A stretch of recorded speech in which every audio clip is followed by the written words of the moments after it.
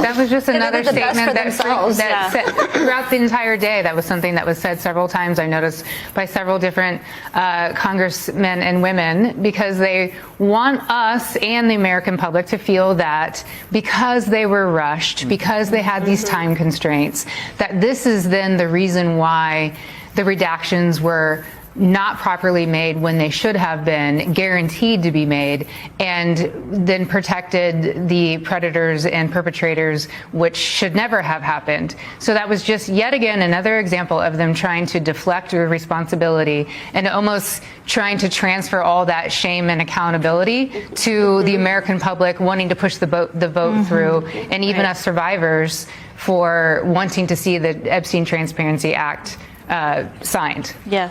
Yes. Yeah. It's a form of victim blaming. Yeah.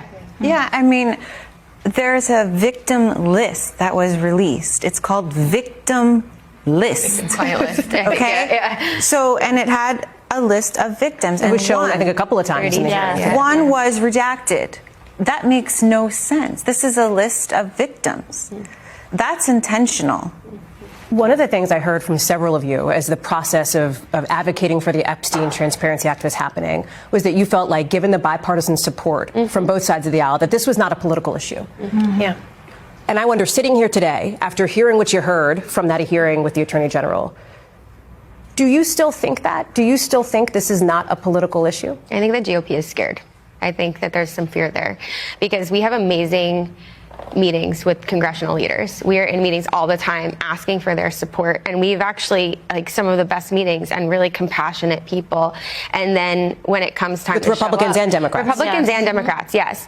But I want to speak to the Democrats just for or to the Republicans just for a moment, because in those Republican meetings, we have these beautiful moments with them, and then they're not showing up to stand with us. Like this morning, we had the press conference, and Nancy Mace was the only Republican who showed up, and that was a real shame. We had a great meeting yesterday with the head of the Republican Women's Caucus, and she was incredible, and we had this beautiful conversation, and we really had hoped that she would invite more Republicans to stand with us, because again, I don't know how many times, I'm sure we're all so tired of saying that it's not political for us, right? It is a human issue.